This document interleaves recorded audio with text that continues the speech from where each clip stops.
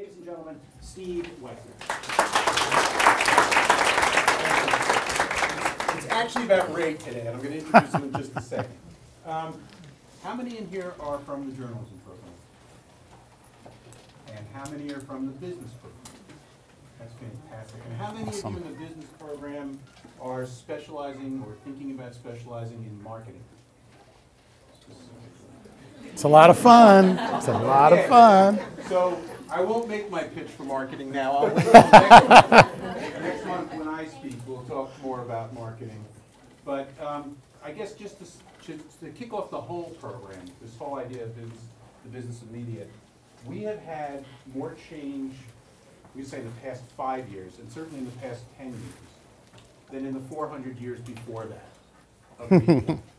I mean, and that sounds like an exaggeration, but that is how it is. And what it means is you have to be agile, you have to be attentive, you have to be thinking about how things are changing. And you guys need to be thinking about it now because the business is changing constantly. And if you just think about, and Ray will talk about things like social media, what that impact is, traditional media companies like mine are scrambling to figure out the formula to keep themselves relevant and keep themselves profitable in a business that's got so much new competition and so much change. And just think about how your use of media has changed in the last 2 years, last 3 years. You know, and you can see why that would be the case. Now, Ray here is, he's got a very interesting title, Chief Revenue Officer. When they let you make up your own title instead of head of sales, you say you're the Chief Revenue Officer because it just sounds better. Let me tell you what we say about the Chief Revenue Officer title in the business. So he's Executive Vice President and Chief Revenue Officer at Comcast, which is, but you know them as NBC Regional Sports Network. And so he's going to have a lot of interesting stuff to say about that. And before that was in the agency business, and I tried desperately to sell advertising and other programs to two of his big agencies that he worked at, Karat and also OMD. And previous to that, he was sales executive at ABC TV, and I think the youngest VP to be named in the sales organization at ABC. So he's been on the business side pretty much from the start, and graduated from here in '76. So he's 4 years my junior. So it's rare that I'm in a room where I'm not the oldest guy. That's why I had to introduce him. So, but what I want to say about the Chief Revenue Officer thing is it's the place where, it's the intersection where the media piece and the business piece come together.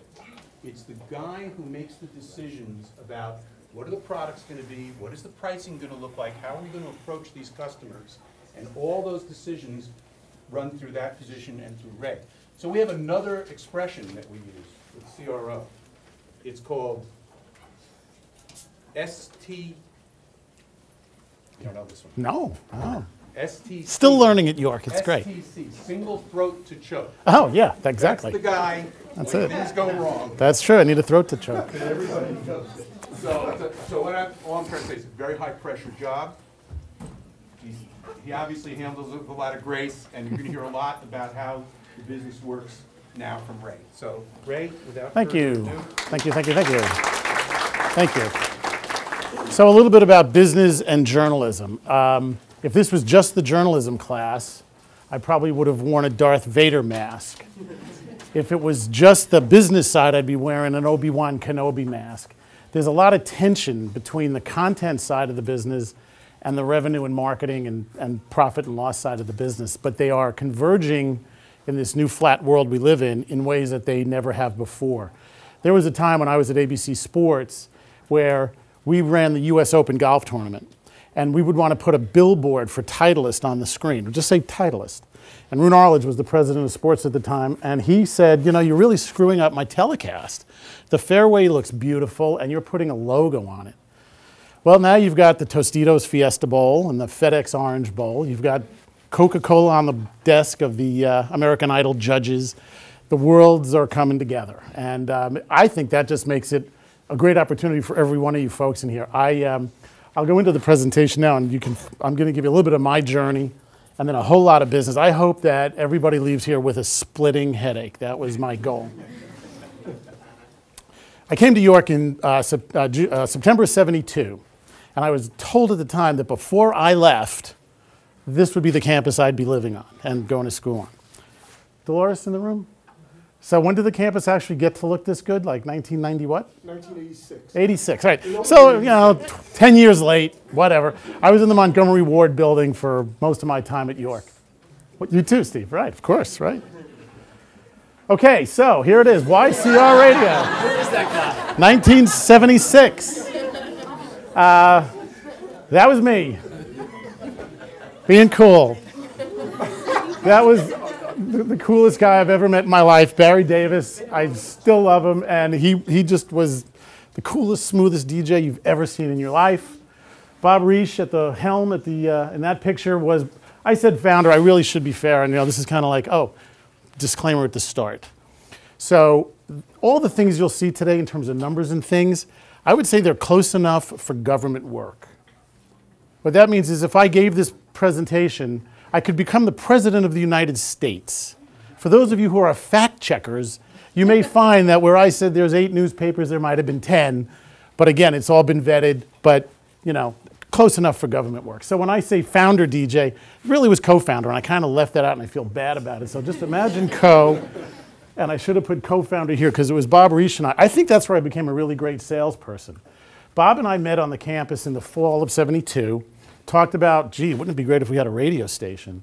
And for a year, harassed students and teachers and professors of why we needed a radio station and what good it would do for the college. And then we had to go to the board of directors of the college and ask for a budget.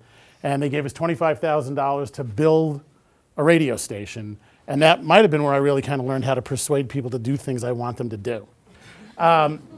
If you see all those albums, I don't know how many of you guys have an album in your house, but if you see those albums, when Bob and I signed up and got the approval to do the radio station, we started writing letters to Warner Brothers and Columbia and Sony and everybody saying, we have WYCR FM, we need all your albums because I'm sure you want to promote your artist.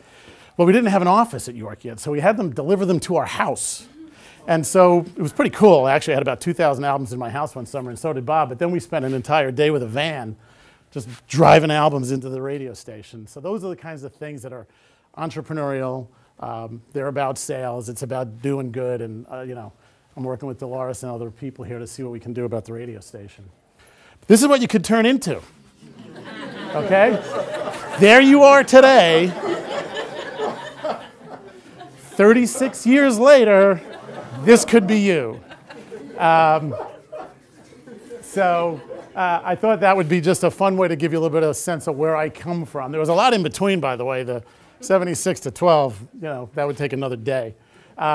So that's that part of it. I think what we'll do now is I'm going to just go through the part of NBC Sports, and then we'll hit that video with the thing.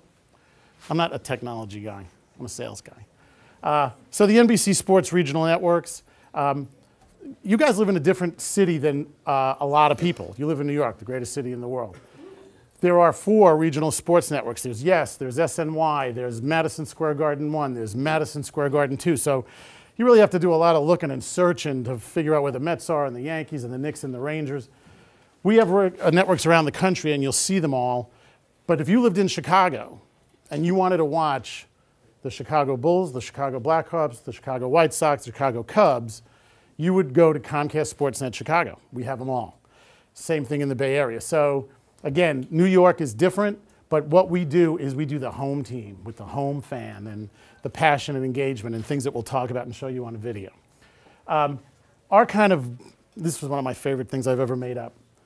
ESPN is our biggest competitor. There's you guys all know who ESPN is. You might not know who our company is. But what we say is that ESPN serves the community of sports fans. We have 50 million subscribers. These are the teams that we have. You can see they kind of ring the country. So we have the Kings and the Sharks and the Cubs and the 76ers, et cetera. But our story is that we serve the sports fans in the community. That's a very different dynamic to an advertiser if you're serving the community of sports fans, which is kind of big and amorphous and who knows what. But when you're serving the sports fans in the community, that's like a rifle shot versus a shotgun. And so it's a very compelling story for our advertisers. Because this is what our fans do. This is how they show up at games. I tell people, you know, no one's got 60-minute bed sheets, but I see a lot of San Jose Sharks bed sheets, and you know, nobody's wearing a American Idol hat around, but they're wearing a Chicago Cubs hat around. And that's the difference, we think, between a lot of what we do and what other people do. So with that, I'd love to hit the video. Good. Okay. Alec Baldwin, right? Nope.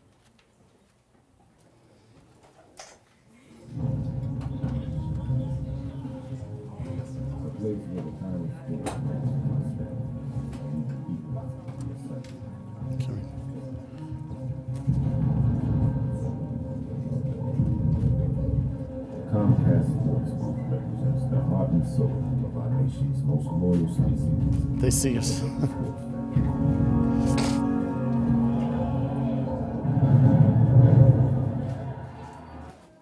right, we're going to take it from the top. That was take one. I just feel like I owe this city and I owe this organization so much.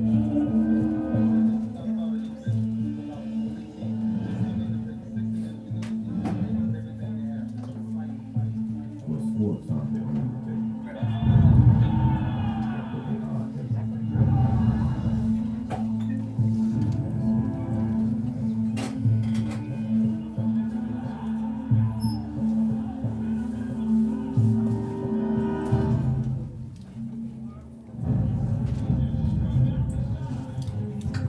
Blaze of the final score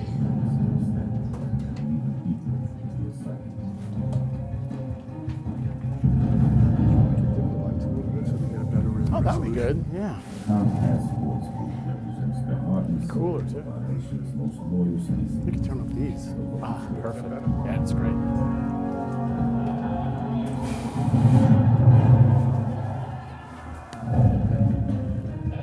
We're proud to gather united behind team purpose and cause. And the voice of the fans speaks volumes.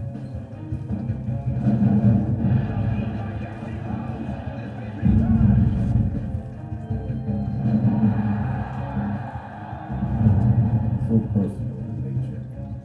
When your pet shares a name with your favorite ball, your favorite player's name will not become your computer password. Did you ever see that puck go in? Village Holiday Watch, Redskins kickoff. Have a great day of babies football. Now walk me through that play. The passionate beast requires constant care and feeding. With unrivaled local and live coverage, we are with you. Forever. Where is our city? It exists in the hearts and minds of those who love local sports. Our city is you.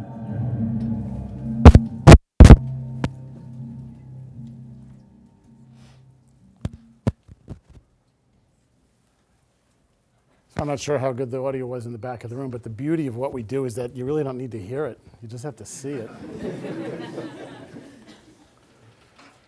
Okay, so here's, you know, take your Advil now because it'll kick in by the end of the presentation. So this is the business of media. In my mind, America's at its best when it's looked through the lens of opportunity. The media business is filled with opportunity for marketing majors, for business majors, for journalism majors, for writers, producers, actors. I mean, it's just an unbelievable world we live in. It may be the biggest industry in America these days with all the stuff we're now sending offshore. There's a lot going on. It's not free. It's got to be paid for. And that is kind of what we're here to talk about today. It is truly the home of the brave. You got to be brave to work in this business because there's nothing every day. Tom talked about reading the New York Times this morning and things have changed. The head of Citibank was thrown out this morning, Van Privat. Things are changing all the time. So you wake up every morning and there's something new to learn, something that you learned that went away, something that you bought that's not working, something that you didn't buy that you wish you had. It's so much fun, I have to tell you. That's the word you need to think about all day here. This is just fun. So now this would be the Alec Baldwin. So this is, I think, one of the great clips, one of the great movies of all time, if you're in business world. Tom talked about Glengarry Glen Ross, also opening up on Broadway for a limited run starting on November 16th. I will be there on November 16th.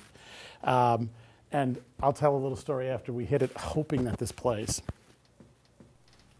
Okay. Sales guy coming in to talk to a bunch of guys who literally sell real estate in Florida. Oh, have I got your attention now? Good. Because we're adding a little something to this month's sales contest. As you all know, first prize is a Cadillac Eldorado. Anybody want to see second prize? Second prize is a set of steak knives. Third prize is you're fired. You get the picture? You laughing now? You got leads. Mitch and Murray paid good money. Get their names to sell them. You can't close the leads you're given. You can't close shit. Hit the bricks, pal, and beat it, because you are going out. The leads are weak. The leads are weak. Fucking leads are weak. You're weak.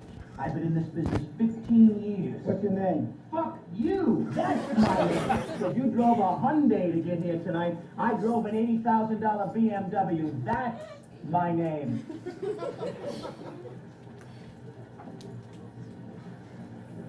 And your name is you're wanting. You can't play in the man's game. You can't close them. And go home and tell your wife your troubles. Because only one thing counts in this life. Get them to sign on the line which is dotted. You hear me, you fucking faggots?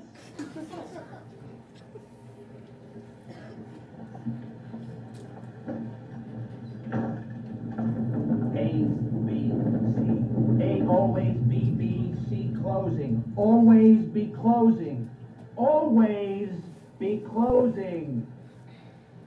AIDA, attention, interest, decision, action. Attention. Do I have your attention? Interest. Are you interested? I know you are, because it's fuck or walk. You close or you hit the bricks. Decision. Have you made your decision for Christ? And action. AIDA. Get out there. You got the prospects coming in. You think they came in to get out of the rain? The guy don't walk on the lot lest he wants to buy. You're sitting out there waiting to give you their money. Are you going to take it? Are you man enough to take it?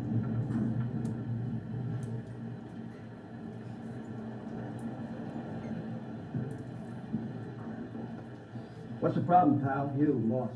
You're such a hero. You're so rich. How come you're coming down here and wasting time with such a bunch of bums? You see this watch? You see this watch? Yeah. That watch costs more than your car. I made $970,000 last year. How much you make? You see, pal, that's who I am, and you're nothing. Nice guy? I don't give a shit. Good father? Fuck you. Go home and play with your kids. You want to work here? Close. You think this is abuse? You think this is abuse, you cocksucker? You can't take this. How can you take the abuse you get on a sit? You don't like it? Leave. I can go out there tonight. The materials you got make myself $15,000. Tonight, in 2 hours, can you? Can you? Go and do likewise. AIDA. Get mad, you son of a bitches. Get mad. You know what it takes to sell real estate? No.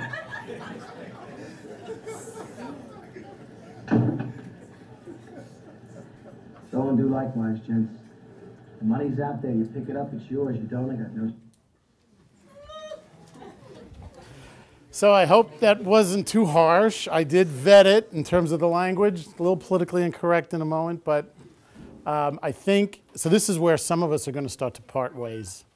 Because you're going to think, wow, this guy was pretty nice. Went to York, started the radio station, he's in sales, it's all good. I'll tell you a story about Glengarry Glen Ross. When I was running sales at Raycom at ABC, when I was the president and CEO of Raycom, when we had people looking for sales jobs, I would ask them, have you ever seen Glengarry Glen Ross?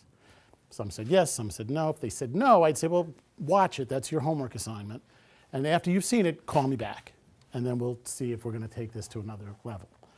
And inevitably, the ones who had seen it, I would ask the same question to the ones who hadn't after they saw it. And my question would be, well, what do you think of Alec Baldwin?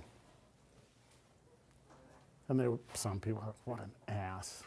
Man, that guy's mean. Boy, he's angry, man. He must have had issues with his parents when he was growing up.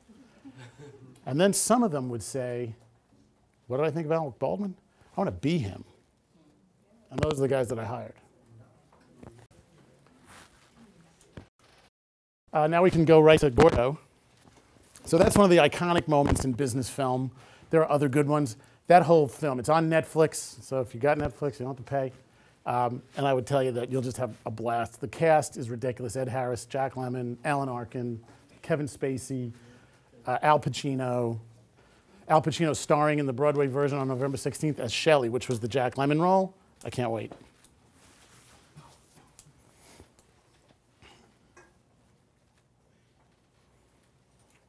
The point is, ladies and gentlemen, that greed, for lack of a better word, is good. Greed is right. Greed works. Greed clarifies, cuts through, and captures the essence of the evolutionary spirit. Greed in all of its forms.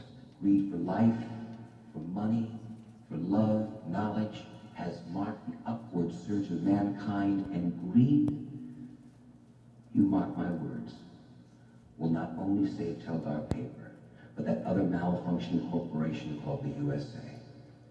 Thank you very much. Greed is good. If you like it in all of its forms, I think what he said that got to me was greed for life, greed for love, greed for sales, greed for people. It's a good thing. Depends how you use it. The other thing that's kind of startling is that when he said greed will save that malfunctioning corporation that is the United States of America, this movie was made in 1985. So 27 years later, we're still working on that malfunctioning operation. All right, so now we're going to get into some more of the detail. I wanted to kind of clarify what we are talking about and what we're not talking about. So we are, and that's what's going to blow your mind, because by the time we're done with all the information you're going to see, you're going to say, wow. And he said at the beginning, we didn't talk about like a whole lot of stuff. So we're talking about print, we're talking about television, we're talking about digital in all of its forms. We're not talking about radio. We're not talking about a home, billboards on the side of the road. I'm not really going to spend a lot of time on digital out of home, which is the backseat of a taxi, other things that you'll see. We're not talking about blimps, planes with banners, buses and trains wrapped in logos, steps up and down Grand Central Station, apps with advertising. I mean, if you think about, well, I'll go to the next slide, and I think that might tell you something. Today, a person is subjected to more new information in a day than a person in the Middle Ages was subject to in his entire life. That gives me a headache.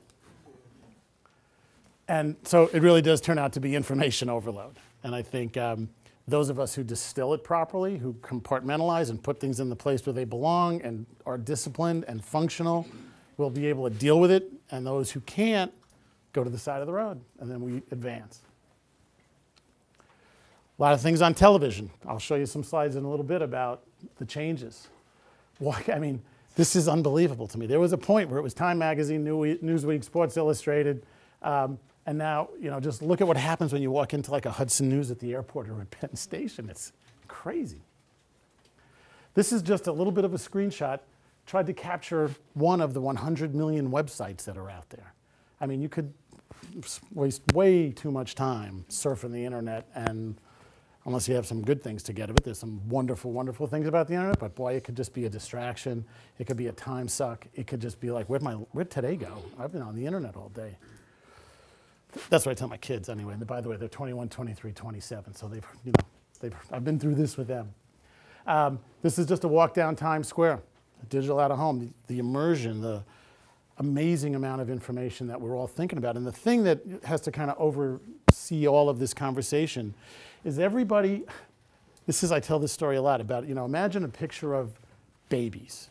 So each one of these advertisers, and there's so many, like how can you really know which one made an impression or didn't? One you're interested in, one might be noisy, one might have more color.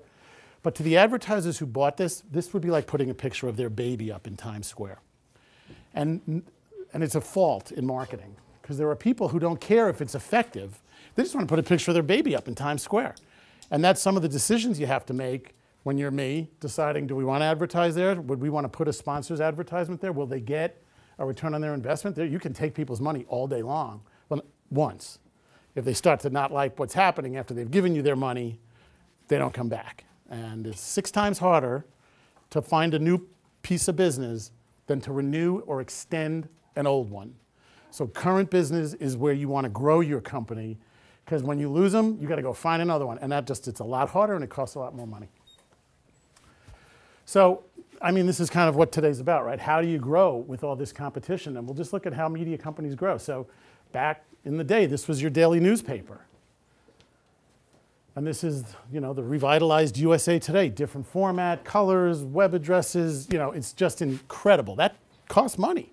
Somebody has to pay for that. Somebody has to pay for this. There are arguments around, and Tom might agree, there are people, they might have been paying more money for people to write it, and now they're paying more money for people to compose the front page. I'm not sure that's the greatest idea, but it's the world we live in. I don't know how many of you guys, anybody remember Mr. Ed? Have you seen a syndicate? Okay, so this was basically a show that was produced by hiring an actor, and he had a wife and a horse. And now you've got 12 or 11, I meant to count it, I did and I forgot. It's 11 or 12. Really talented people represented by agents who need to get a cut of the money, who work for a big business that has rent to pay. So if Sophie Vergara said, you know, hey, listen, I'm happy to make $1 million a year. The agent says, no. I think I can get you $5 million a year. Because the agent gets 10% of that, which he then gets rewarded for, pays the rent at his company. And ABC has to pay $5 million for Sophie Vergara. Guess what that means? Somebody's got to sell more advertising. Again, I don't know how many of you guys remember dial-up connections or, you know, have them. But there was a time where, you know, that's how you got online. And now we've got the internet at the speed of light, and we've got tablets, we've got cell phones, we've got computers, we've got, you know, I don't know, at some point I'll have an implant in my arm I'll just figure out what I need to do. Oh, this was another video. Can we try to get this on? This is a really fun one. Look it up on Sorry, Tom. the web, sure. I mean, they're in there. Now they just... Oh, no, they're not going to be part of the PowerPoint. I'd have to look it up on the web. Oh, then never mind. All right. It's too bad, because what it was a, I guess you're never supposed to tell people what they're not getting, especially when you're in sales. But there was a video of an Atari game, which was just the most basic computer game. And then there was a Madden 13. And if you think about Atari, I don't know, maybe you guys remember Atari, but you remember Atari, right? I mean, oh God, it was just little buttons and little sounds that a computer could make. And now, I mean, I played this Madden 13 video, and I thought I was watching the game at first. I'm like, is that the game or is that footage? And Lisa said, no, my assistant. I'm like, no, that's the game. I'm like, wow. So again, costs money, right? Do you know that video game revenue is higher than Hollywood box office? Yeah. Excellent. That was like a big treat I was given here. Everybody knows it. That's awesome. That's nice. That's good. All right, so here's where I said fact checkers, you know, have fun, good enough for government work. But in 1980, there were about 6 New York daily newspapers that brought us non-televised news. There were 4 television stations that brought us televised news. There were 3 networks who had 90% of the audience, and there was no World Wide Web. The 90% of the audience, I worked, oh man, was it fun. I worked at ABC when the 3 networks had 90% of the audience. That was like shooting fish in a barrel, because where would they go, you know? PBS, all right, I mean, it's great stuff, but people write checks and keep PBS on the air. And actually, you guys are not keeping these guys on the air when you write a check to your cable company, but that's another story. Back in the day before cable, it was all advertising. And we just had fun, because everybody had to buy somebody, and we knew they couldn't not buy one of us. So the world has changed, because now there are 9 New York daily newspapers that bring us non-televised news. There are 12 TV outlets that televise news. There are 3 networks now have 40% of the audience. And there are 100 million websites, all looking for advertising. In addition to 83 relatively well-distributed cable networks who are putting on programming like Mad Men and Homeland and, you know, Pawn Stars and all these amazing shows. And they're pulling revenue out of the market that ABC used to just sit there and say, you know, how much can I put you down for? So now I thought I'd give you a sense of like my day when I walk into the office. I mean, there's a lot of information you have to consume so that when you sit with an advertiser and he's reading all this, you really can't say, no, I hadn't saw that yet, seen that yet.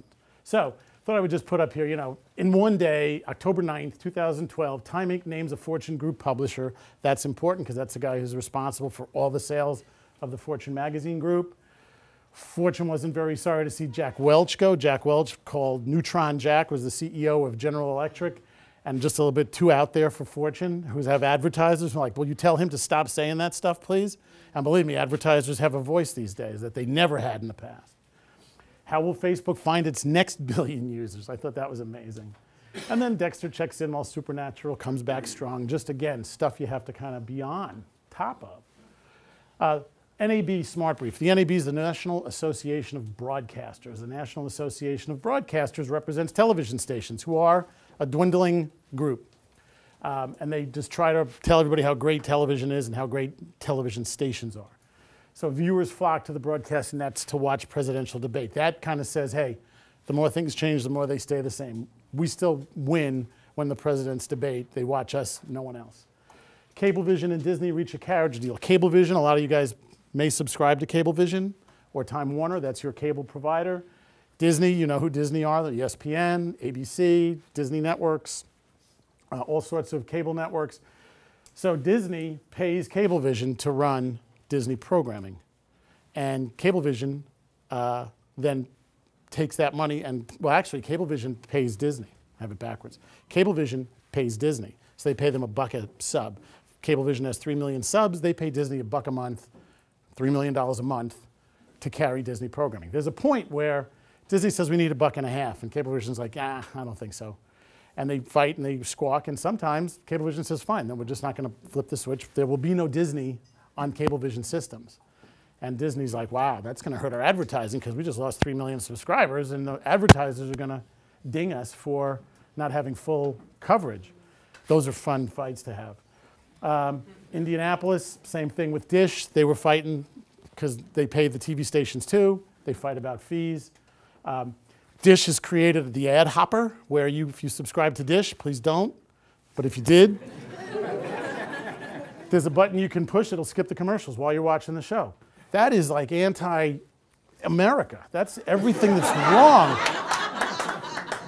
with America. I mean, we're paying to produce these shows, and Dish is making people skip the commercials. You've got to be kidding me. Where's Alec Baldwin when you need him? Yeah, well, guess what? And then just, the fact that everything is in the news. You really have to be on top of everything.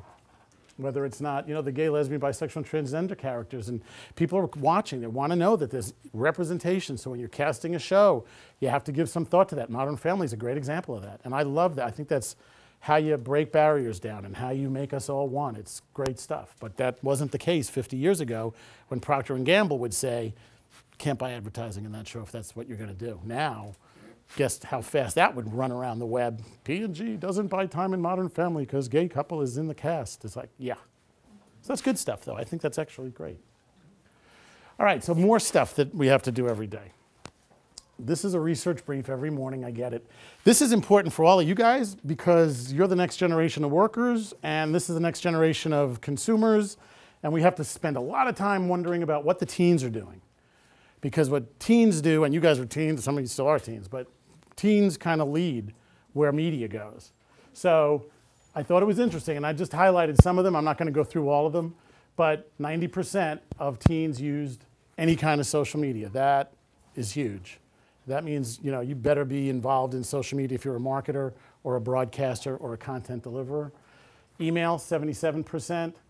I like this for the writers in the room, written or commented on a blog, 28%. That's a lot.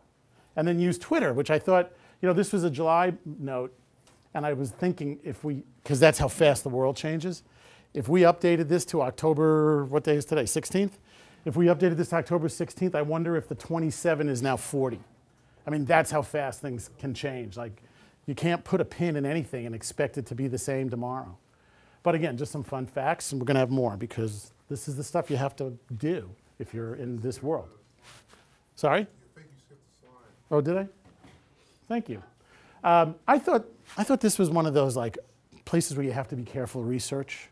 You know, people say, "Well, I read it on the web. That means it must be true," which we know isn't always the case. I'm not sure that when people get asked questions, they always answer them honestly because, and I don't, you guys, I would like somebody to tell me what they think of this. Do you think that people who use social networks are more, it's like almost like using Crest, you know? I'm more confident and I'm less depressed and I'm more outgoing and I'm more popular and I'm not as shy. I mean, I don't know. To me, there's a little bit of a polarization that goes on. There's something about social media that brings everybody together, but you hear about bullying online and you hear about other things. Anybody want to just offer up a feeling about like these numbers, and do they feel right to you, or do they kind of feel like, I'm not sure these people weren't given answers they would like to have given? Tom. I'm wondering about, that's a stark number on shy. Right? Yeah, that's the reverse of the trend, isn't it? Yeah. I think so. So Yeah. I'm a little skeptical about Yeah, but I put this on here because I think the thing is, just because it says research brief and you've got a nice logo of what could be a school or a bank or a building in Washington, D.C., doesn't mean that it's true. So you still have to look at things through a lens that says, does that feel right? Does that smell right? I have a question. Sure. Were those numbers done over a long period of research, or just like a one-time question? Excellent question. It says here, Common Sense study, July 2012. That's when it was published. I don't know how long a period of time. It wasn't to the point earlier about how fast things change. That's a good question. I don't know. I haven't heard common sense back in the 1700s. What, Thomas Paine? Yeah. But what is common sense? Has anybody heard of that? That's not New York Times or CUNY, York College Research Center. So I don't know what that is. So that's another good point about sourcing, right? Gotta look it up. Right. Exactly. Teens' viewpoint on digital lives, favorite way to communicate with friends, 49%. I mean, back there was a point where it had to be 100%. Well, I guess you could call them on the phone, but 49% like, my favorite way is to just really be there with them. I think that's such a small number. And then through texting, a third of people would rather text than talk to somebody, and I know, I can't talk to my daughter anymore. I only text with her, but that's actually not so bad. So anyway, but you just can see some of the things that I think, are the world we live in. All right, so this is a little bit of this is where we get a little bit heavier into the business. So TV or not TV? There's so much question. Should I be advertising on television? I got Dish with the ad hopper. I got people with a remote, a DVR, a bathroom, a kitchen. Does anybody see a commercial anymore? And so there's a lot of questions about reach and frequency. And I thought I would just talk about a couple of media terms, reach and frequency. So reach are the number of unduplicated people that you reach. So it's not reaching someone 3 times, it's reaching 80 people once. Frequency is the number of times you reach them. So if you reach this room 3 times, they call that effective reach. That means I've reached you enough for you to get my story. You like it or you don't like it, or you're not interested in it. But if I hit you once, I really haven't done my job. So there's a lot of questions in the business about if you add digital platforms to a TV buy, do you get a better reach and frequency model? And this basically says, yes, you do. Not so bad. Common Sense is the source. They're probably a digital company. But I think we all agree that to just have a TV advertising campaign with nothing else is kind of like one hand clapping. It doesn't make a lot of noise. So you've got to have other things. If it's print, if it's digital, radio, blimps, whatever, you got to reach people in other places. And so here we talk maximize persuasive effectiveness and reach and optimize frequency to garner the greatest ROI, return on investment. That is the buzzword of the 21st century is, am I getting good ROI? If I'm spending $100 on advertising, what's the impact of that? And then mobile. I mean, this is something that's really big. Based on an estimate that 5.1% of all in-store retail sales in the US are currently influenced by mobile times. By mobile, the forecasted retail store sales of roughly $3 trillion suggest that mobile is set to influence $159 billion in advertising, in sales. How can you have a product or a store or anything and not have a mobile conversation? I mean, the smartphone is changing the world. It's becoming your TV, your computer, it's everything. And so there's a whole lot of people spending an awful lot of time thinking about smartphones and apps and things like that. Social media marketing, Steve, anytime you want to jump in here, but basically everyone's being asked the question, is my marketing social? And there are people who say, nope, but well, 76% say yes, 22% no, but I will, or no, and I don't plan to. Pure play B2C is business to consumer. So that's Procter & Gamble throwing a 30-second spot up on Modern Family, so you'll go buy Crest or some other Procter & Gamble product. Again, almost 80%, and 15% will add this year. That means 95, that means like everybody will be doing it within the next year or 18 months, so social becomes really important. And then B2B pure play, which is business to business, is a little bit less, but again, 68, 78, 82 will be in the social media business in the next year. Yeah. So saw the story not that long ago that General Motors pulled their advertising from Facebook. They maintained a very big presence on Facebook. They just pulled their advertising program. A lot of what Ray's been talking about is ROI metrics. Everything for these advertisers is, can I measure whether it works? That's hurting, traditional in terms of because it's hard to measure what influence an ad has had, and that's what drives all these others. But if you would look at where the spend is right now, it's still very skewed toward older forms. Right, oh, absolutely. Well, there's this story, nobody ever got fired for buying a 30-second spot in the Super Bowl. Right. But people get fired for putting $1 million on Yahoo. And people are like, okay, what happened there? Like, well, I don't really know. But when you buy a 30-second spot in the Super Bowl or a golf tournament or Modern Family, somebody comes in the next month and says, wow, I saw your ad. And that, believe it or not, there's a number up here soon. There's business to consumer, there's business to business. The other B2B I call, it's business to your boss. And there's a lot of money that gets spent because you're playing to your boss. And that's unfortunate unless it helps me sell more advertising at NBC, because we'll take the money however we get it, but it doesn't necessarily help the company. Thanks, Steve. That was a great addition. So what are the frustrations with social media? Again, if you're me and you're sitting in the office and you've got to think, okay, I've got to get into social, I've got to have a plan, I've got to capture dollars. What do I want to think about when I go to market with a social strategy? Well, I need to know this. I mean, what are the frustrations? Tell me the problems. Don't tell me the good stuff. I don't learn anything when you tell me how great I'm doing. I only learn when you tell me how bad I'm doing.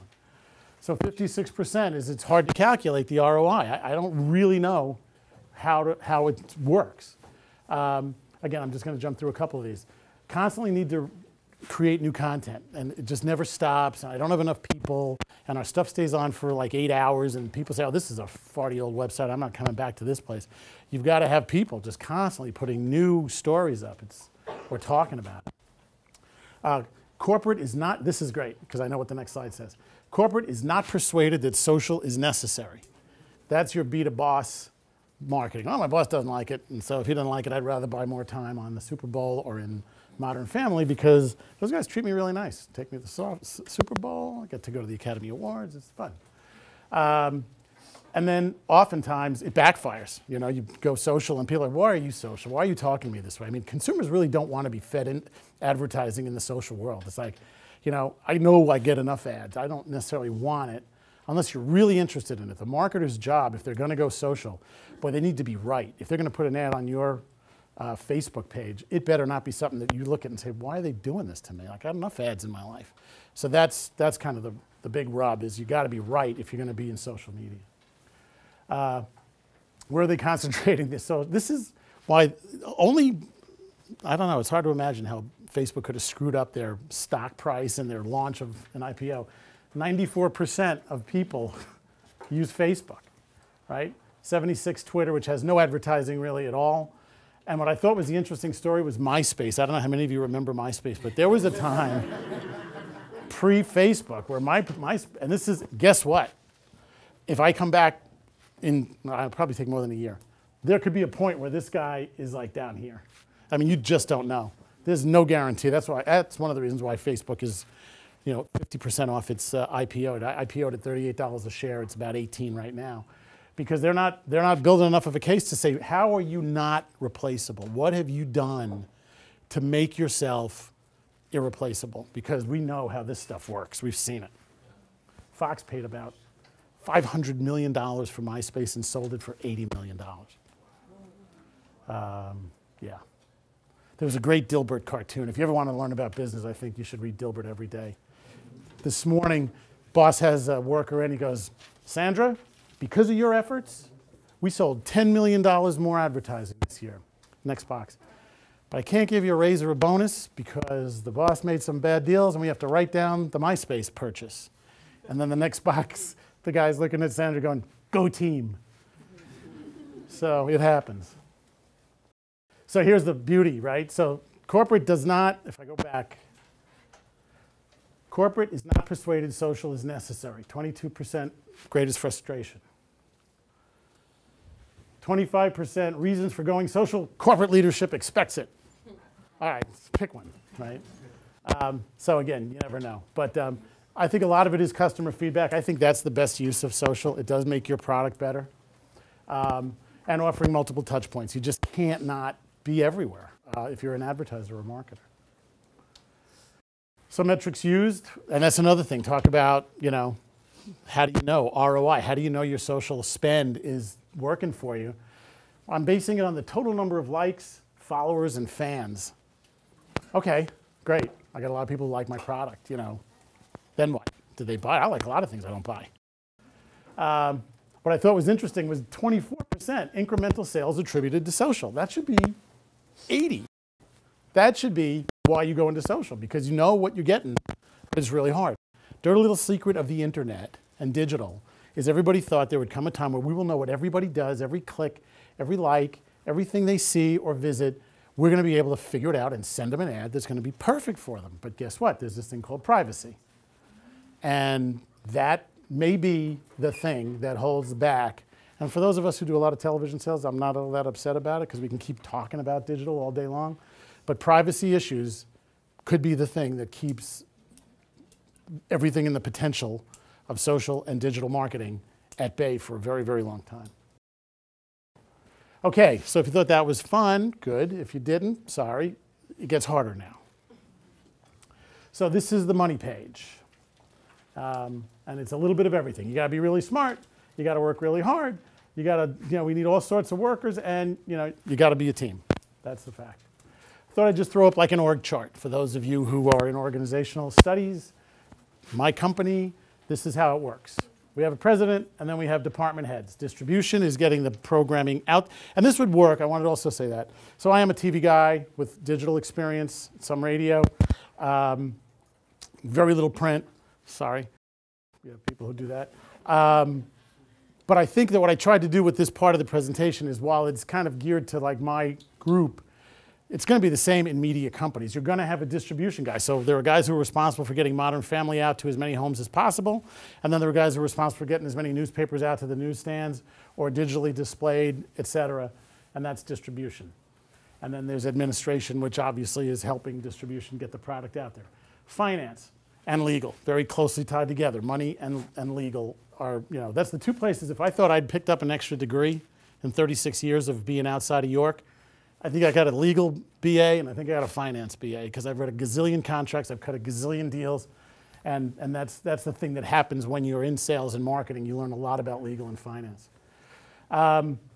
Human resources also kind of reports to finance, which I always find to be kind of an oxymoron. I mean, like a guy who's trying to cut costs and be nice to people, it just doesn't sound right. But there are a lot of companies that are set up that way.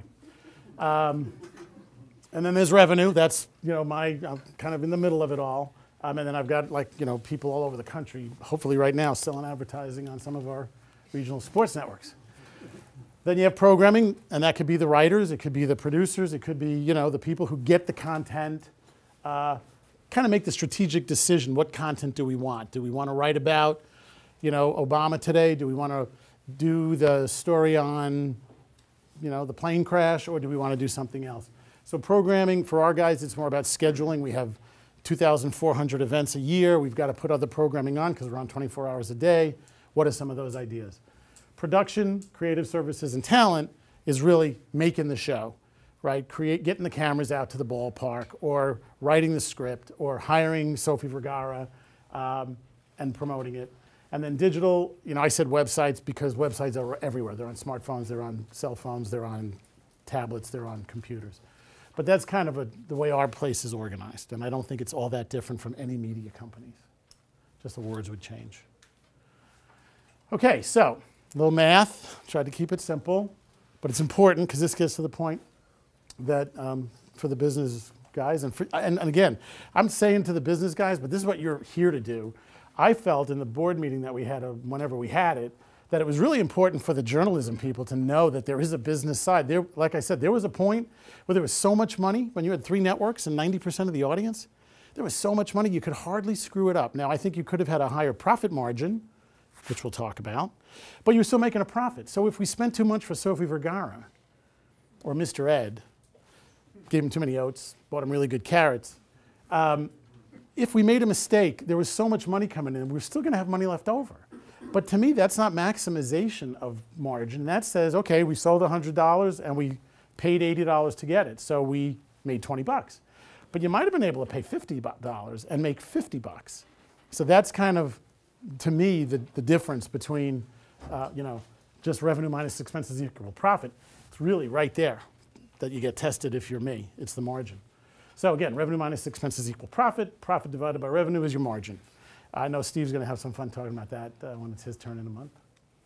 And so this is the eye chart. But again, I really wanted to show you guys how it works. So we're doing 2013 budgets now. I said to Tom the other day, wow, when we said we'd do this on October 16th, I kind of forget I'm doing budgets for 2013 from Labor Day to October 15th. So all of these numbers have been disguised to protect the innocent. So again, there's nothing that I can't share. Here's an NBC employee. But again, buckets. So revenue. There's advertising revenue. Carriage fees, that is, a subscription if you pay for a newspaper or if Cablevision pays us to carry the programming. Digital media is selling digital media. DVD sales, hey, Modern Family, season 1, 2, 3, 4, terrific. Digital downloads, that's iTunes, that's pay for something, let's get something on iTunes and get people to download it. Merchandising, hats, t-shirts, sweatshirts, bed sheets, whatever. And it all adds up. So going through the forecast budget thingy, I'm going to leave this out because it'll get too confusing. So we had a 2012 budget, which we agreed to last October 15th. And that budget was $125,299,000. Somewhere around June, we do a reforecast. Okay, what do you think you're going to end up with? And the forecast, we said, wow, we are really smart. $125,509,000, bullseye. And they said, well, that's really good. You did such a good job. We're going to raise it to $133 million. And that's where the tug of war is between me and the expense guys and my boss, which is, $133 million. I don't know if I can get $130 million, guys. Really, the ratings are down. Market's soft. It's not a political year. Nobody's buying advertising. All those things. Thank you. You always want to keep a little money in the desk drawer, just in case. But anyway, so that's the revenue side of things. That's the top line, right? Top line growth. When you hear about top line growth, that's putting pressure on the salespeople. Oh, we need more top line growth. That means we need more sales. Because nobody wants to cut the budget, God forbid. They just want to get more sales out of me. Right, Steve? Yeah, thank you. So programming, we talked about that. And again, I slugged in titles, but it could be anything for any medium. And I had some fun putting $42 million against talent, but that's kind of how it works. So you have writers and directors and producers and talent. You have music, and you have programming that you have to produce. So again, $59 million budget. Wow, you guys saved some money. That was great. How'd you do that? Oh, we're magicians. It's great. So it's $55 million. They said, all right, well, then we're going to let you spend kind of what you spent last year. Let's take a little off the top. So you get your budget back. This is the use it or lose it slide, where we didn't use it, but we fought back, and we got to get it back in the 2013 budget. And then production. So that's like the hard work, right? The camera and the lighting and designing the sets and building the sets and populating the sets with furniture and costumes and design and makeup and stylists and blah, blah, blah. And so, again, budget, 13.5, boom, bullseye, we're really smart. And we, we're able to get some more money for budget because we've increased the revenue. So we're kind of paying for it.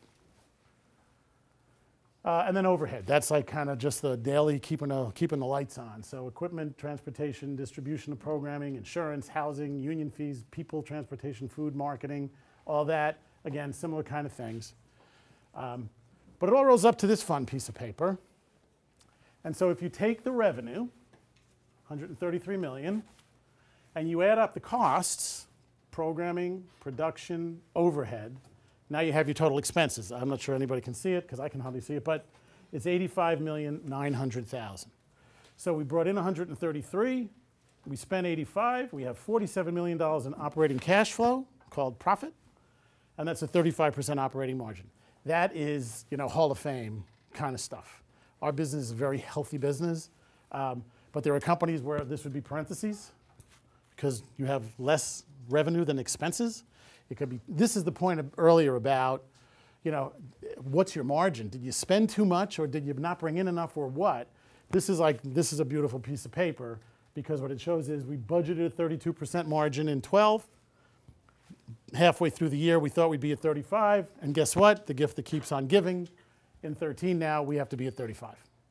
So that's where you want to also, you know, be very careful about how you present revenue, expenses, and things like that. But end of the day, this is how it works. Top line, revenue, all the expenses, and then your bottom line. You've heard the bottom line. This is your bottom line. And that's that part. We have one last video that I would love to get if we could. I can look it up on YouTube. I don't have it ready. Oh, we don't have it ready. Okay, so this is Coffee is for Closers. It's Alec Baldwin. Jack Lemmon goes in the back of the room while Alec Baldwin is doing his shtick, trying to just, you know, beat these guys to a pulp. And he's pouring himself a coffee. And Alec Baldwin goes, "Put that coffee down. What are you doing? Coffee is for closers. You're not a closer." Well, I'm a closer, and so I'm closing with this part of the presentation now. So that's Coffee is for Closers. Remember Glengarry Glen Ross? Are you going to try and find it? I'm trying. Oh, look at you. Look at you. And then we Down.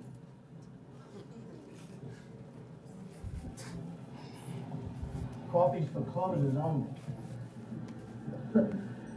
You think I'm fucking with you?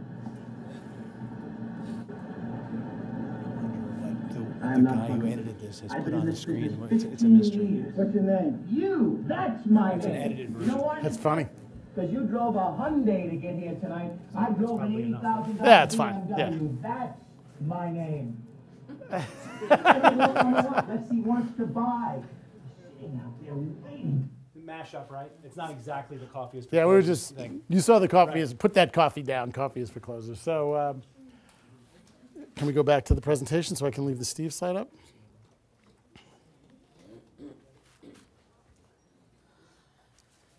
Oh, there we go. Just boom. Okay, and so now I'll just talk about the Steve Weitzner show, which will take place on November 20th at 12 p.m. And Steve, you want to talk a minute about what you're going to talk about? Because that'll be good. Thank you very much, guys. Thank you. No,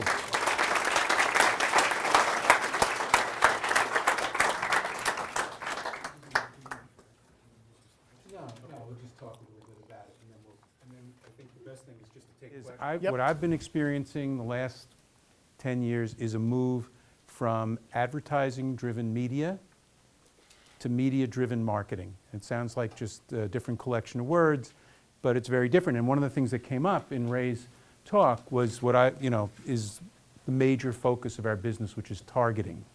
And he talked about, can you find the people on Facebook? Are you going to put the ad in the right place?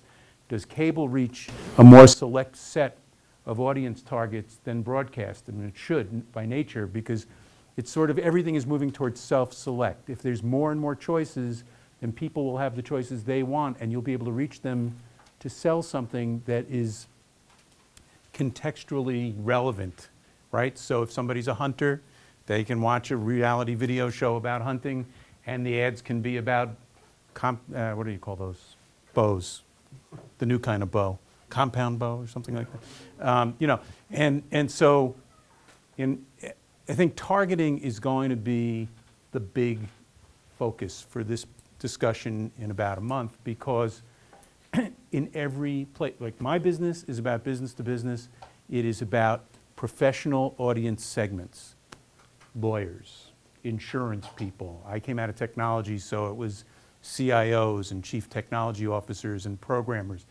And it's, in some ways, it's sort of an island of safety in the media business, because if you don't have very deep domain expertise about the particular subject for that professional, then you're not relevant. They don't need to go look at you. They can, for most things, they just pull Google up and search for the answer they want. So if you don't every day provide a diet of information that's especially important to the target audience, and there's a target audience in Ray's business. That's right. It's a local sports fan. There are all different sizes of targets and types of targets, but when I mentioned marketing at the very beginning of the session, that's what marketers do. Marketers sit there and they've got all these different options, more than they've ever had, and they're trying all of them. And really the challenge for the media businesses, all of them, is that corporations are experimenting with direct communication with their customer. Social media gives them that, the web gives them that, mobile gives them that. How are we going to add value to that relationship with their customer? What can we do for them that they're not starting to do for themselves? That's what's changing the business. That's why I think it's so interesting for you guys. You've grown up with a different set of media than the people that are making the decisions like Ray and me. So you're going to be able to say, you know what? I think we could put an ad in this kind of format, measure it this way, and get paid for it. Those are the ideas that the industry needs right now. That's where you guys should be focusing, is like, how do we take all these channels of communication that are available and monetize them? So we'll be talking about that. And the word engagement is a big buzzword right now in the market because, for example, web advertising, the kind of banners you were talking about this morning where you are forced to watch Brad Pitt whether you want to or not, that's not, that's not engagement. When I want to see what I'm looking at and I delve deeper and deeper into it, the ads start to look like editorial content. Because as I dig deeper into something I care about, you want the format to keep pulling in more and more information that matters to me and keep me there instead of flitting off to 15 other websites. So that's what we'll talk about next time. For this time, I think we should take whatever questions people have. Just one last thing on engagement. We call the Chicago Cubs game in Chicago engagement.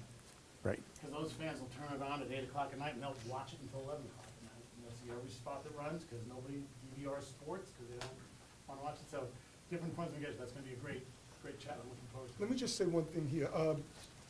When we ask the questions now, feel free to ask questions about the content that you heard just now and about the business world and how it works.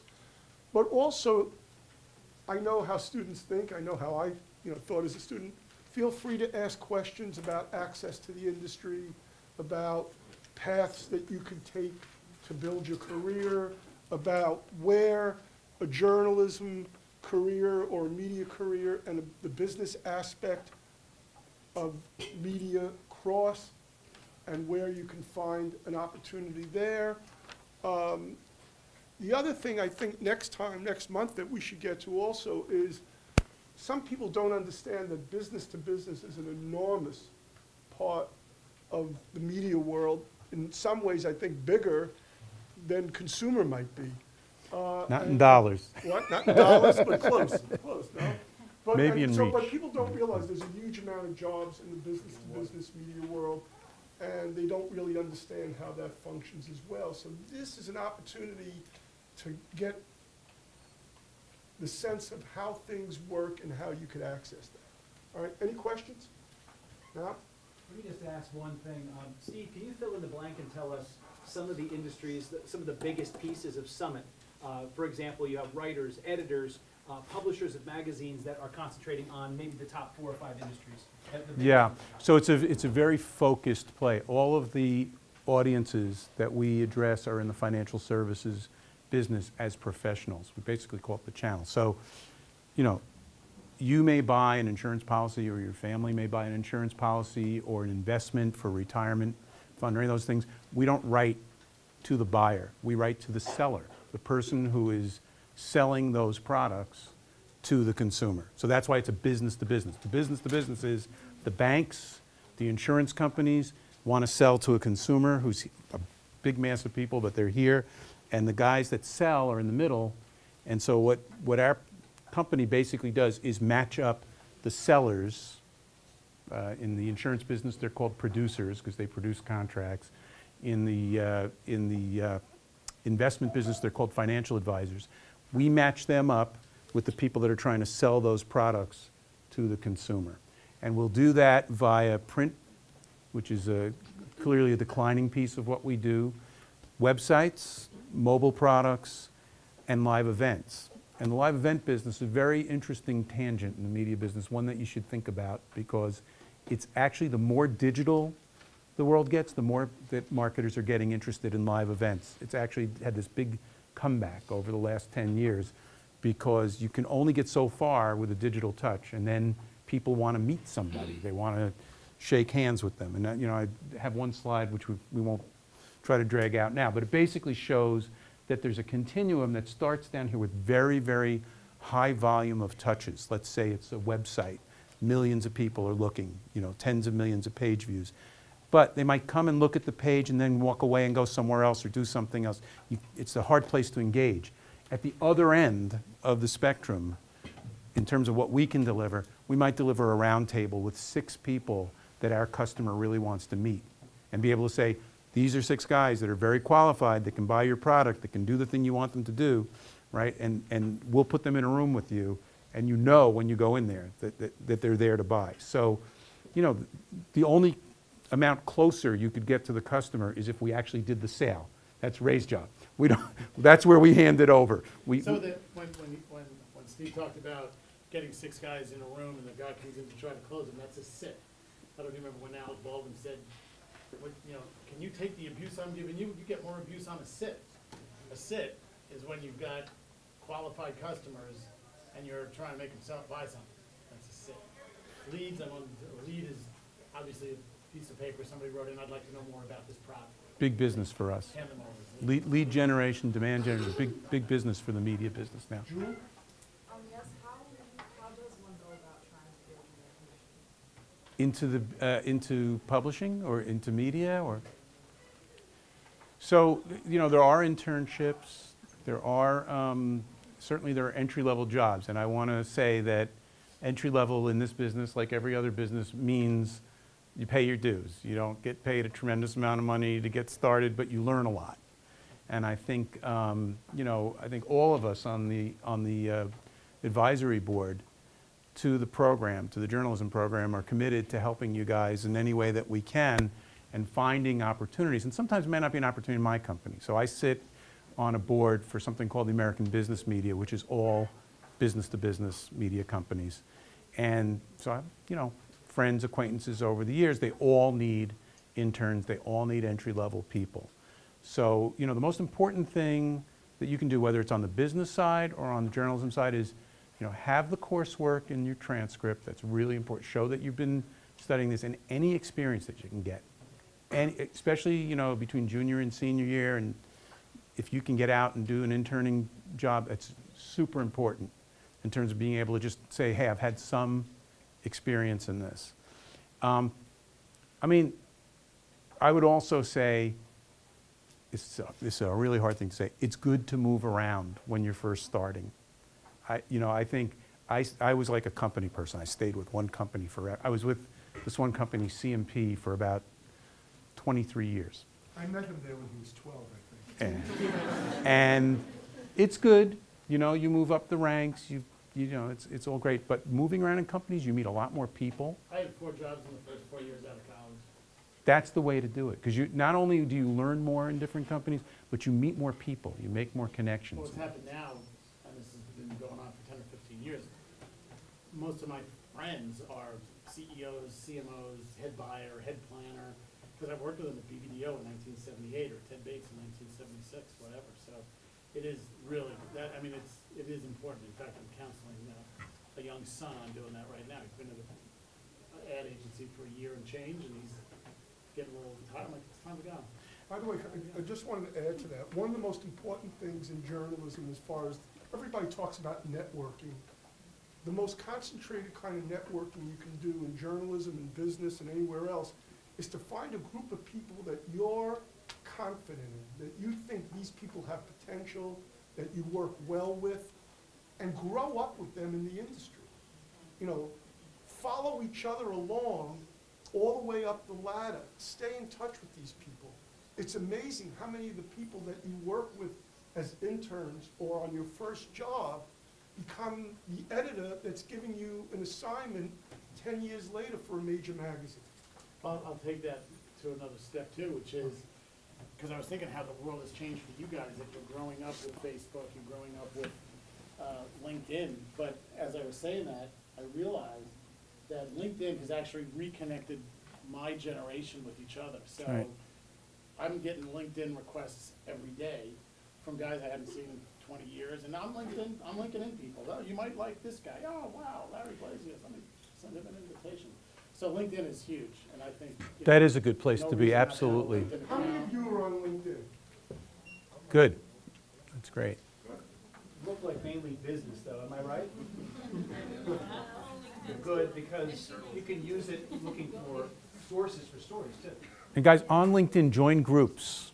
Don't just have a LinkedIn profile, but join groups that are interesting to you, because that's how you learn from others that are in the same area. And I'm just going back to this thing about getting started. I mean, look, you could be it's hard to pin yourself down to something when you're starting off. The only thing I would say is that with this focus on targeting, it feels like if people have an interest in a specific subject, whatever it is, I don't care if it's sports, I don't care if it's hobbies of some kind, if it's some aspect of business, really double down on that.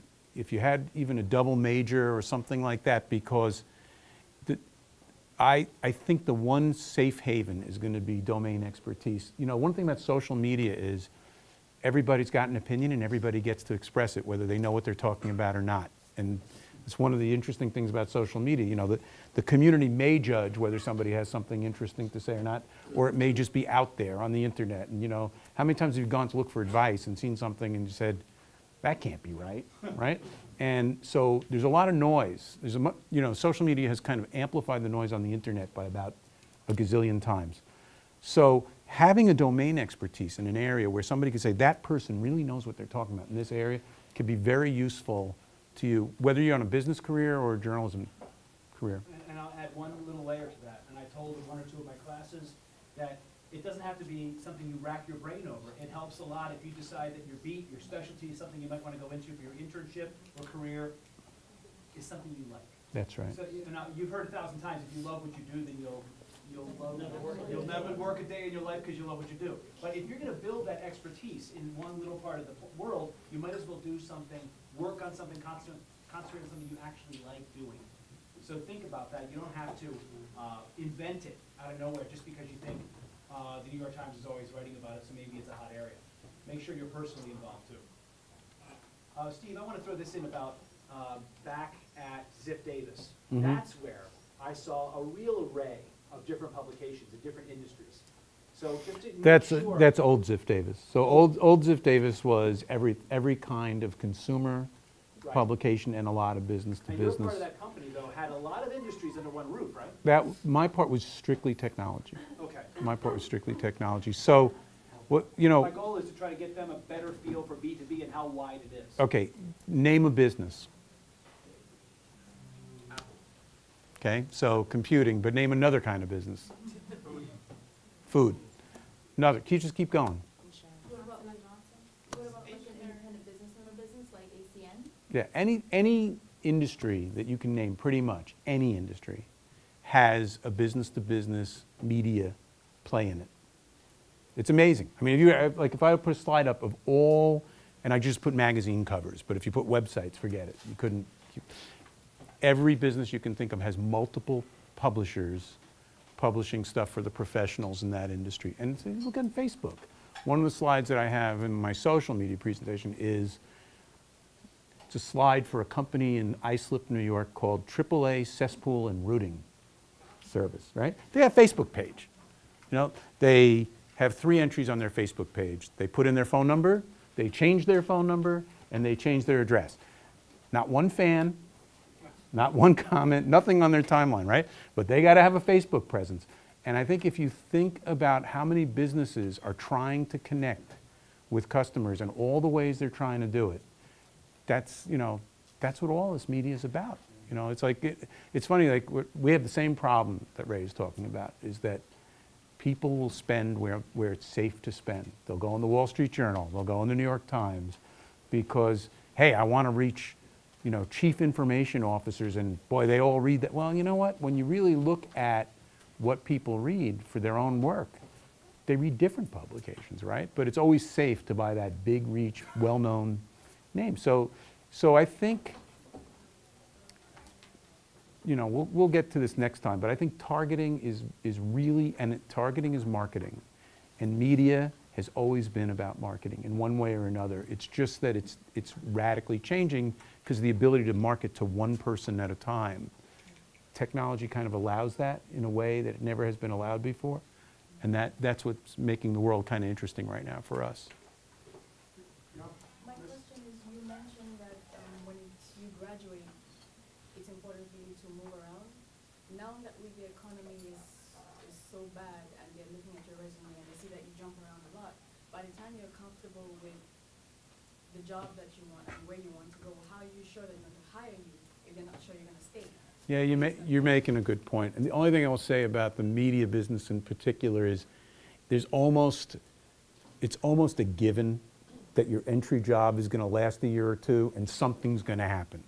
They're going to downsize. They're going to change the business. And you're going to wind up going to another job. It's just the way it is. I think it also goes to the picture of the babies on Times Square. You know, the person who you're going to be interviewing with, if you're good, they'll be happy to hire you. That's right. No one really is looking for.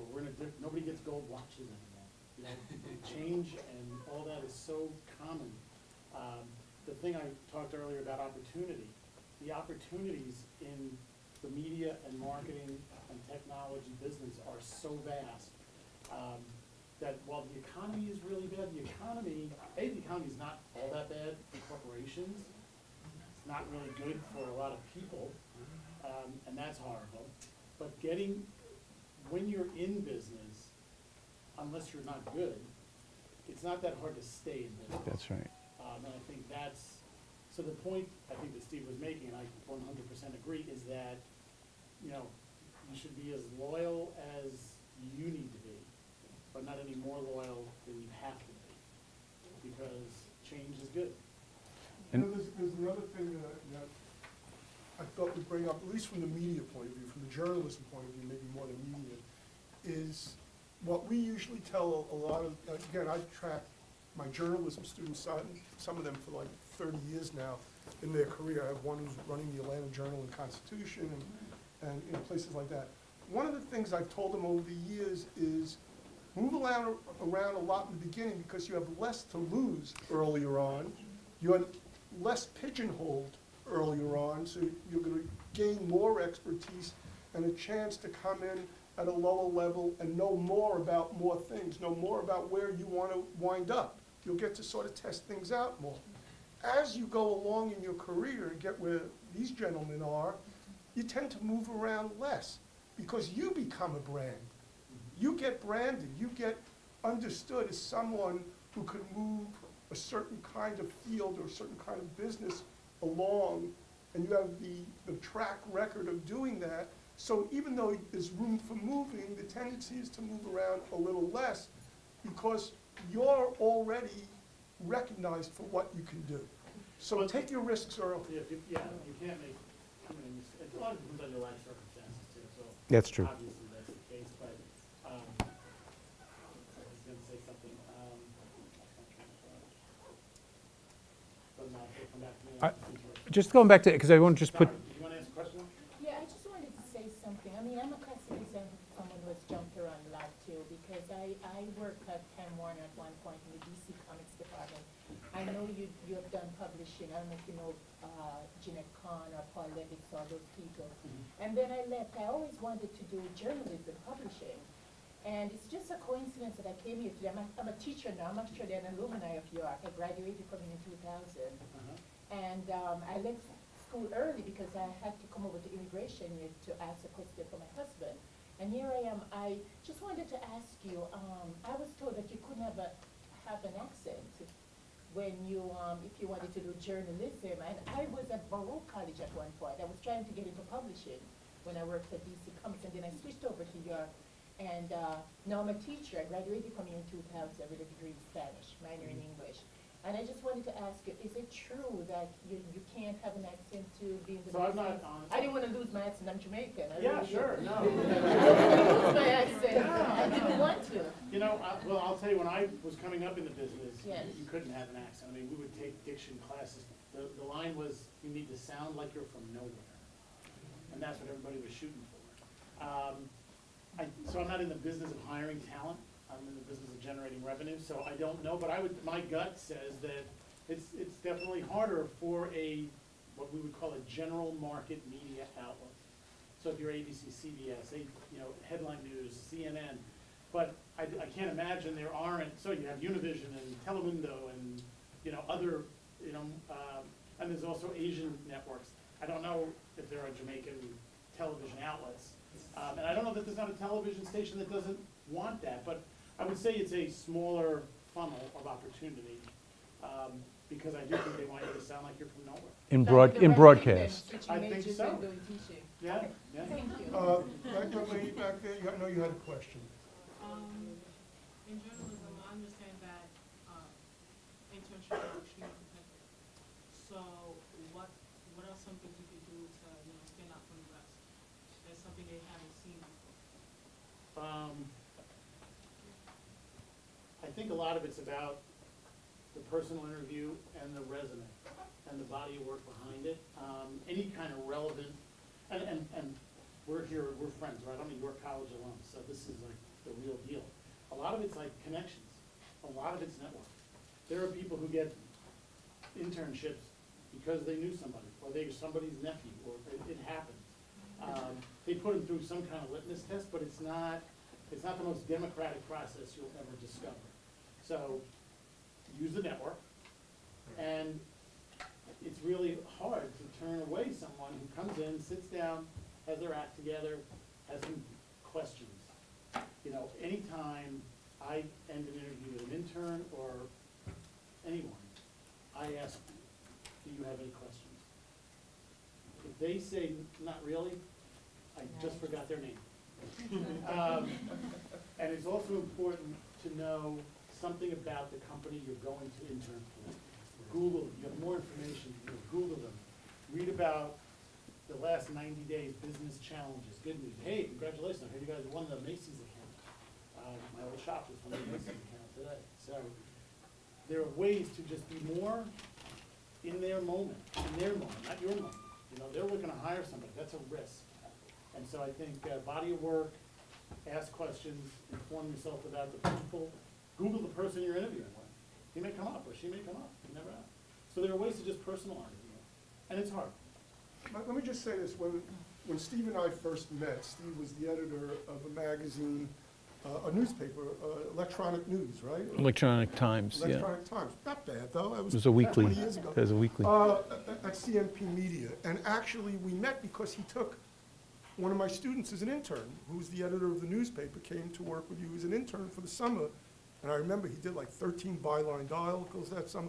What did you look for then in an intern, and has it changed? Intellectual curiosity. I think that in an interview, if it comes across that you're not only interested in the internship, but you're just interested in general. And the thing about, and I think this is specific to B2B, the ability to sort of suspend your disinterest in something, right? Like, I was in electronics. I was a medievalist in graduate school. I studied medieval literature. And then my first gig was on an electronics magazine as a copy editor. And so I went from medieval to microelectronics. I mean, if you can be interested in stuff, and there's always something in whatever the job is, there's something there that's interesting. There's either a human interest piece to something, or there's something unique about a business. If there isn't, it's probably not a good place to work. So I would be asking questions in that interview, like, what is special about this company? What do you guys do? The really tough question, the one that will either get you the job, or you'll find out that the person was too sensitive who was interviewing you, is when you ask, what would happen if your company wasn't here tomorrow? How would people, how would that impact the people that use your product, right? And if they don't have a good answer for that, that's not a good place to work. Okay,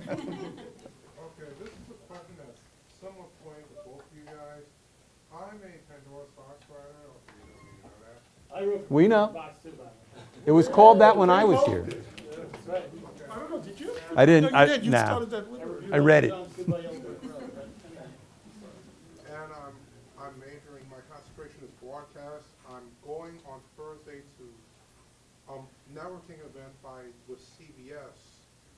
And are networking events the best way, you know, to advance yourself in terms of career, in terms of your career opportunities? Is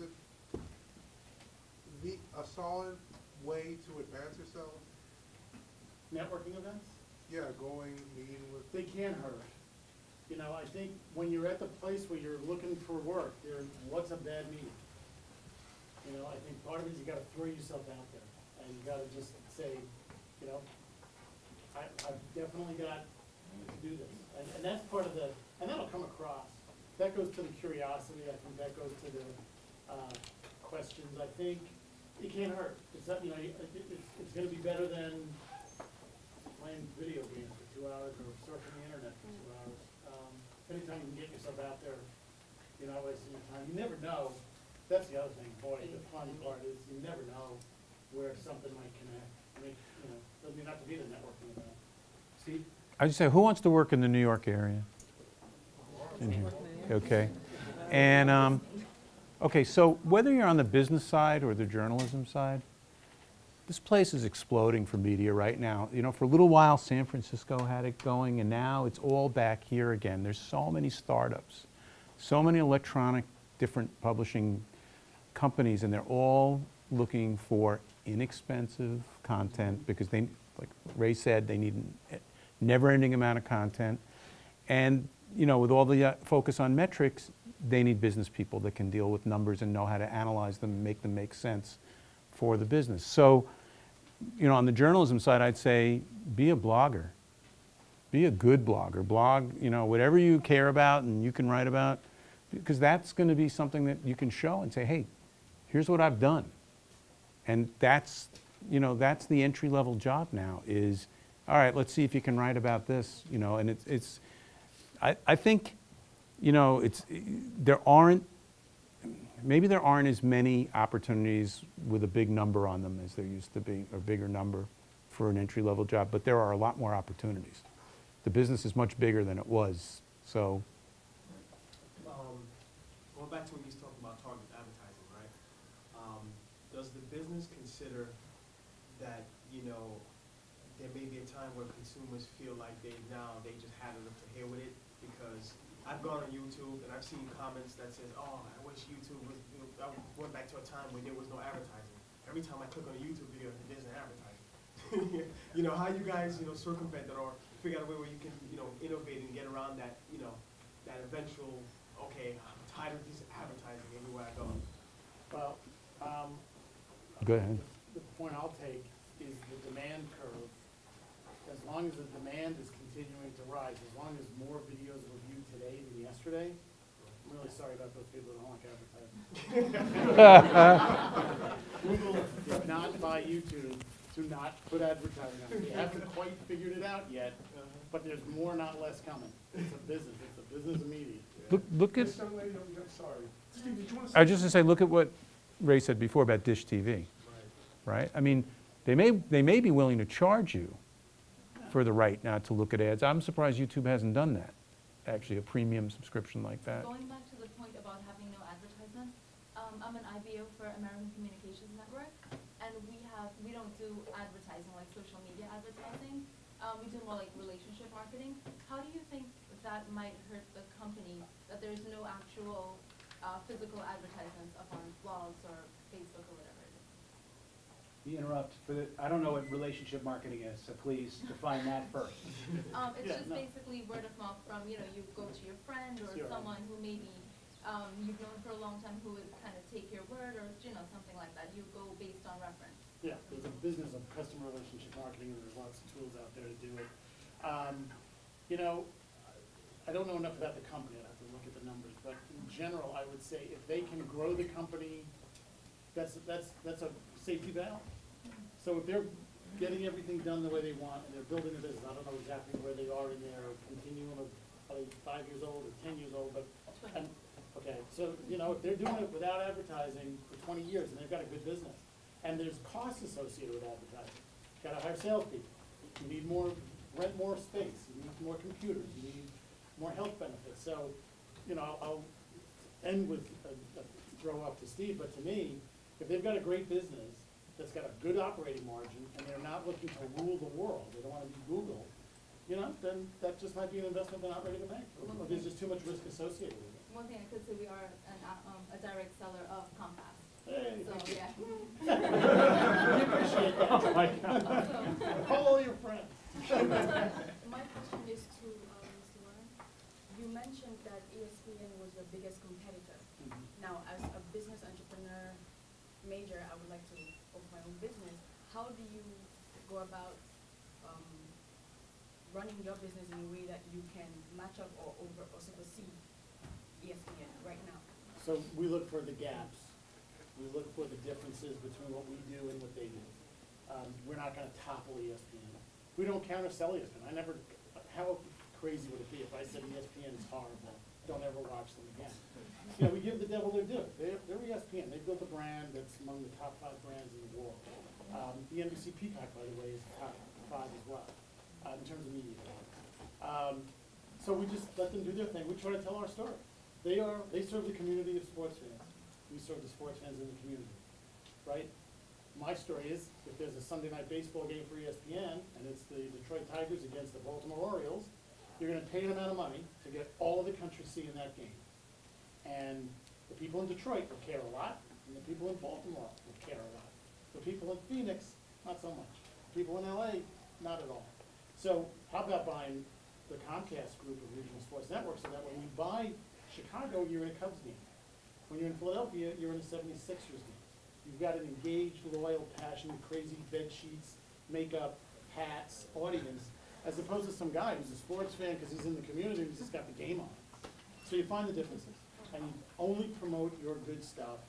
And I rarely like to even talk about ESPN if I'm in a sales call. I did it here for you guys, but I don't need to. I think one of the dumbest things advertisers ever do is mention their competition. When Pepsi says we're better than Coke, Coke just got some free advertising. That's right. Because there are people going to say, I think that's wrong. I love Coke. Dumb. Just say Pepsi's great. Yeah, You notice, you said in the presentation that Dish stopped, like, they offered to, like, ad skipping. Ad skipping, which is mind-blowing for me because when you think about it, in recent news, they lost AMC. And when I have cable vision, AMC, they're, you know, The Walking Dead is like their big new thing. They're running ads on it like crazy. So one of the main disputes probably could be that, you know, AMC wants their ads on Dish Network. Right. They don't want that option to skip it. Exactly. So my question is, what if other cable networks would like buy into the option of like ad skipping? Like, how would that affect Comcast? Right. So cable networks can't. The people who distribute the programming can. So basically, in New York, it would be Time Warner, RCN, Cablevision, DirecTV, Dish, and Verizon Fios. Those are 6 companies that distribute networks programs. They do that. We pay them to do that. So and Comcast is an interesting example. That's why I love about the company. We're both a distributor and a content producer. So let's just make believe I worked at Viacom right now, and I had MTV networks, right?